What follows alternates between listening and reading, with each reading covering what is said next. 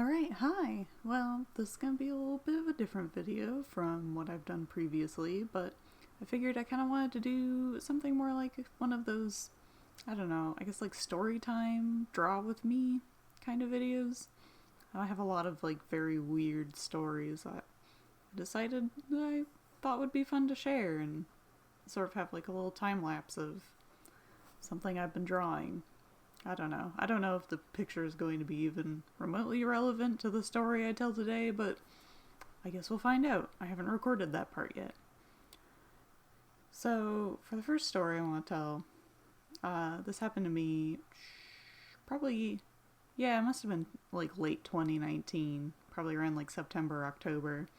I used to work for the state of Maine, and part of my job, I mostly worked in like marine resources. And I don't work there anymore. I haven't for a while, so I feel more okay of like saying that's where I worked and like what I did. I don't have to worry about like, I don't know, any sort of repercussions. I'm definitely never working for the state again, so don't have to worry about that. But yeah, I worked for the state of Maine's Marine Resources Department, and part of my job while I was there was going around to houses within 500 feet of the shore. I think it was 500 feet. Might have been 250. But houses close to the shore, and check their septic systems to see if they're leaking or even like flowing straight out into the water, which would be sort of a problem. And we didn't find anything particularly exciting when I was doing that. We called this shoreline survey, because I know I'll probably say that later on. And I was doing a section on Mount Desert Island in Trenton with my friend Katie, who also worked for the state and no longer does. And so we went to a lot of different houses. We usually tried to do this in the fall because most of the houses, especially in the area of like Mount Desert Island and Trenton, like there's a lot of them on the coast, but they're pretty much all summer houses or like rental camps and places people usually weren't at in the fall, so it made it easier to survey them. We have to spend all of our time talking to the people who were staying there.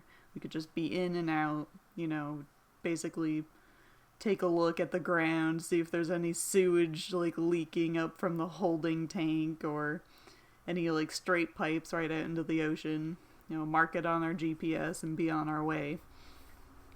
But working out in the field, and within the like year that I worked for the state, I worked in the field pretty much 90% of the time. But for shoreline survey, I had two like very strange and unnerving experiences.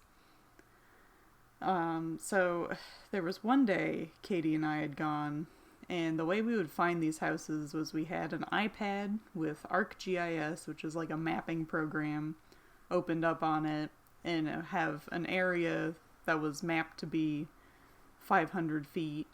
I think we must have changed it later in the season to 250 feet, but I think at the time it was within 500 feet of the shore. And then we would just see, like on the map from the satellite imagery, where it looked like there was houses, and we would just have to find a way down to them. And there was one house, I think it was on Mount Desert Island, or maybe it was like still in Trenton on the mainland. But we had to go down this really long winding road. It took almost, I think, close to 20 minutes to get down there. It was a long, narrow, one way in, one way out road. There was a little garage near the top of this like road or driveway, I guess. And there wasn't like, it didn't look like there was anything in the garage. It didn't look like it was being used, so it didn't seem like there was going to be anyone down there. We weren't expecting anyone to be down there because it was getting a little later towards like October by that point. So we drive down this driveway, and we have no idea what we're going to see down there, where this house is actually going to be. And we get to the end and the road just stops completely. There's like almost no room for us to even like turn our truck around. But there is a little pathway that goes up a tiny knoll and over to where we can just barely see like the roof of a cabin. So we know there's at least a house here and we have to go check it out now. And we get up over this little knoll. There's like some weird, like there's a shed and some like big bins of, looked like maybe they were water. Maybe they were collecting rainwater. Just illegal, but you know, it's not like I'm gonna go turn these people into the police for collecting rainwater. Like, it was whatever. It was just kind of weird. Like, the way it was set up was very strange. And then there's this cabin. It was, you know, decent size. Looked like it was 2 stories, but there's definitely nobody here. There's no car or anything at the bottom of this driveway where we had parked. There was nobody at the garage at the top of this driveway.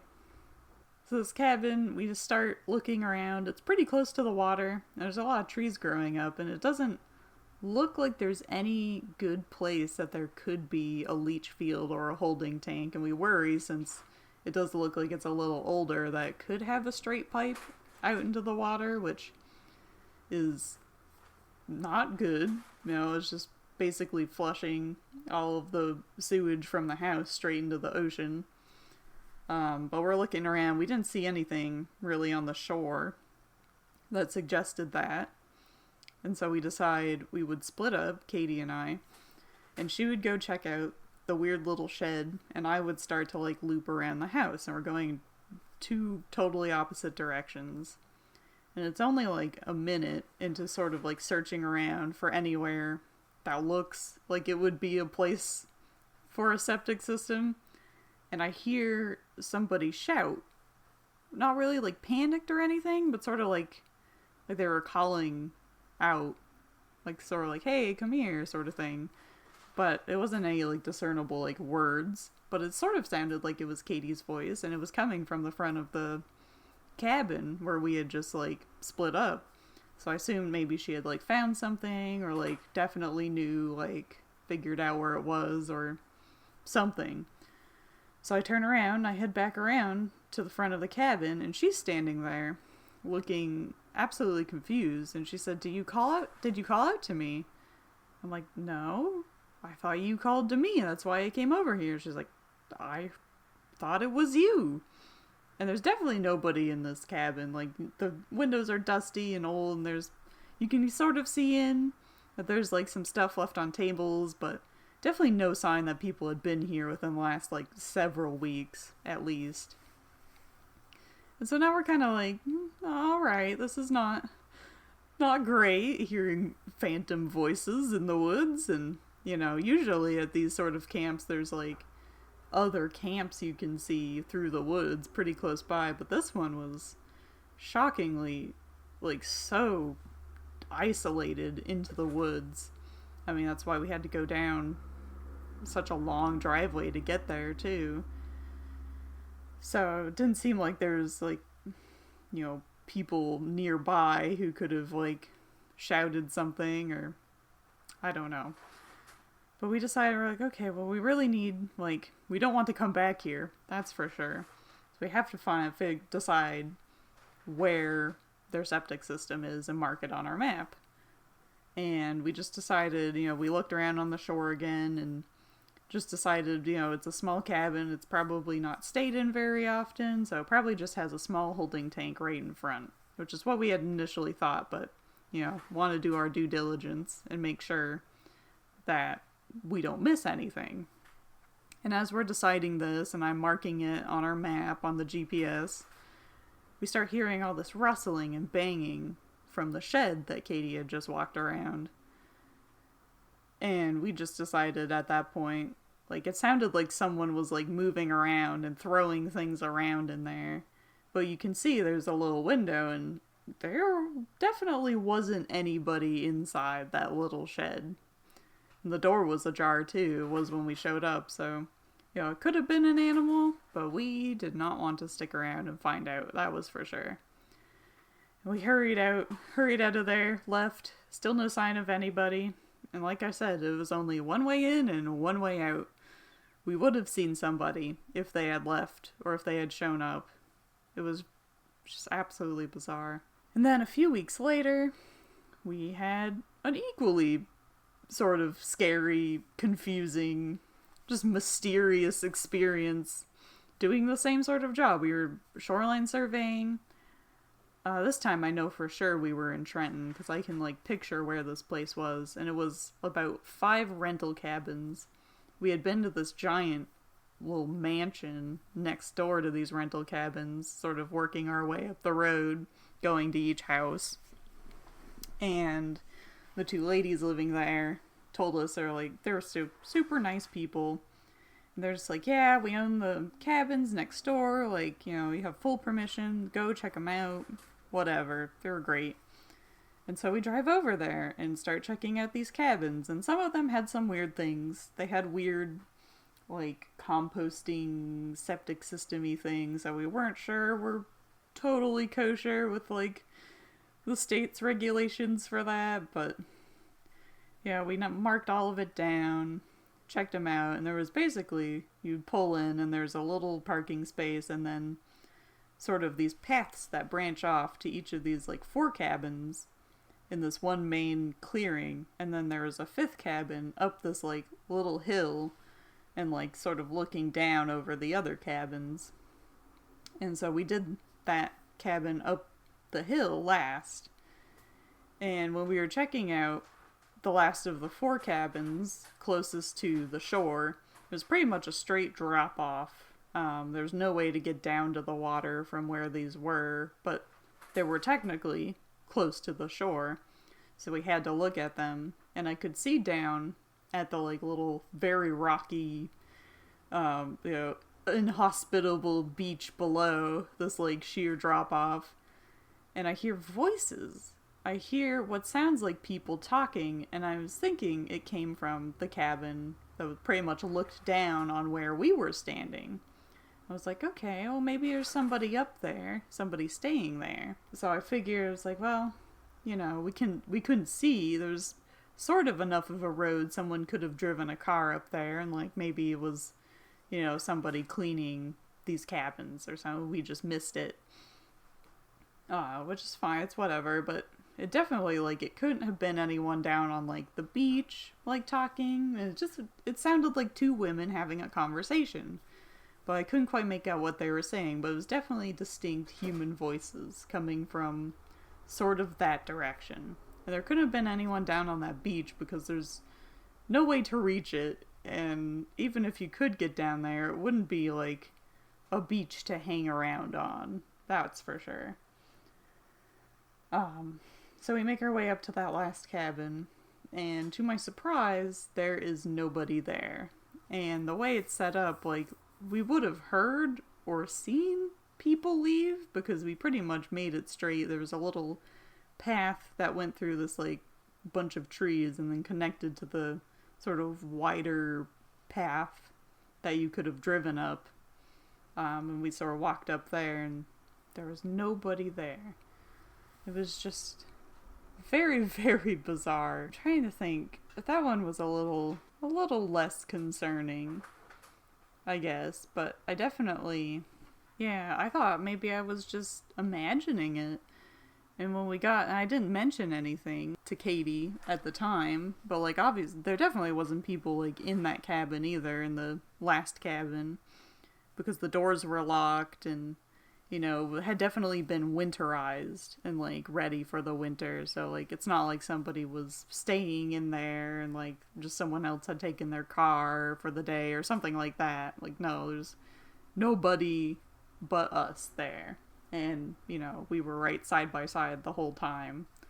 So we got back in the truck afterwards and I asked her if she heard any voices when we went up to go check out that last cabin. And I sort of expressed, I feel like I'm going crazy. I know I definitely heard people up there. And there was obviously no people up there. And sure enough, she told me, she's well, I didn't want to freak you out. But yeah, I definitely heard voices and was pretty confused when there was no people for the voices. And again, these were secluded enough that there wouldn't have been, like, if somebody was in a cabin nearby to this property, we would not have heard these voices. Like, we wouldn't have heard them talking. Like, the house where the two ladies who owned this property was far enough away that we wouldn't have been able to hear them if they were outside. It was just another strange bout of people talking in the woods with no explanation. I mean, I guess I do have one more story that really freaked me out, and this was I was working alone. It was another part of my job that wasn't shoreline survey, was going and collecting shellfish, mainly like blue mussels and soft-shell clams from different spots along the coast, and testing those for biotoxins, which would make them, if there's too many toxins in them, then we would have to shut that area down for harvesting because people could get sick from eating them. And because of this, I had to work around the tide a lot, so I would only be able to go and collect mussels at low tide. And some of these places where I'd have to go are like, 2.5 hours away from my office. One of the times, I usually ended up going to Lubeck because I knew the area quite well and I liked it up there. I would usually volunteer to do that run. And there was one day where the low tide was at like 3 a.m. So I got up early, drove all the way out there, and it's pitch black when I get to Gove Point, which was by far the weirdest, like, one of my favorite places I think I ever went for work because of how weird and strange it was.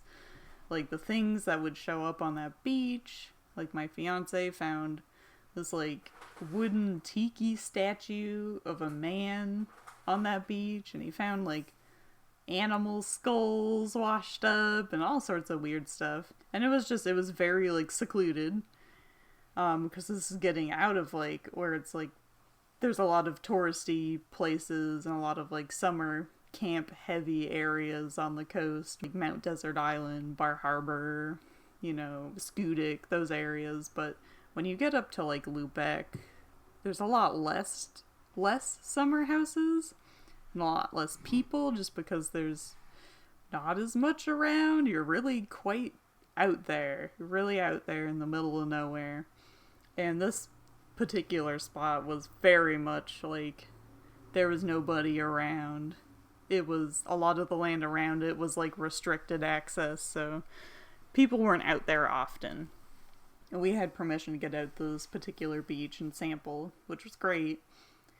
Except for when you're out there at 3 a.m. and you start hearing people laughing and yelling in the woods. And all I had was a crappy little headlamp that kept falling off and didn't really help much at all. And a little like electric lantern that I would turn on. I'm pretty much out there scouring these rocks, trying to avoid falling into these big, like, we'd call them honey pots, because they were basically just super soupy mud that would sort of form due to frost and just like the weather. It's kind of hard to explain, but they're quite dangerous. You can sink up to your waist in them. Like, it's not great, especially because they're in the like intertidal area. So if you get stuck in this like goopy mud and can't get out, the tide will come in eventually and you're still gonna be stuck there. So that's scary. And that area particularly had a lot of honeypots that you had to watch out for. And so I'm hearing these people like laughing and yelling and talking in the woods nearby, and I can't tell where they are, and I'm sort of like scanning the tree line, but I don't see anybody.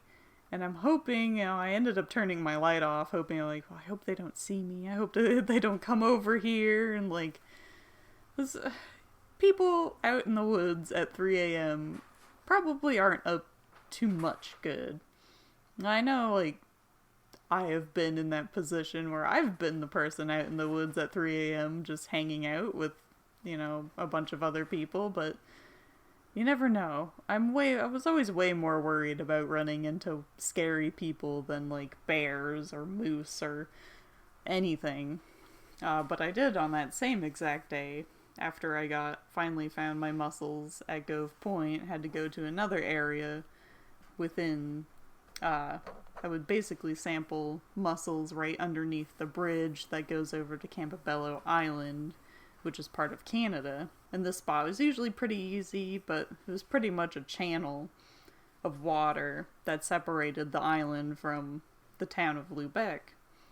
And I would sample right under the bridge, and that night I kept hearing something splashing around in the water quite loud. And I'm already on edge because of my previous experience, but I'm like, well, and I'm right in the middle of town now at, 3:30, 4 o'clock in the morning. And my headlamp catches this glint of light in the water, and there is a giant seal watching me as I'm wading into the water. And oh man, seals don't seem like they'd be very scary, but they're big and they have a lot of teeth, and if they want what you have and you're in the water, you're probably not going to be able to tell them no, I guess. It was scary. There was a lot of strange things like that happened, but overall, it was a pretty alright job. There's a lot of reasons I don't do that anymore, but it was definitely the job I had the most terrifying or unnerving experiences, for sure. Just because having to be out alone in the woods in the middle of the night, you couldn't pay me enough to do that again, that's for sure. So thank you for watching and listening. I hope that was remotely exciting. I don't know. It's not often I do unscripted videos like this, so just trying to remember did that happen that way? And trying to tell it in a way that makes it a little more exciting and enjoyable. Let me know what you think if you watch this video, and of course thank you. And I will see you next time.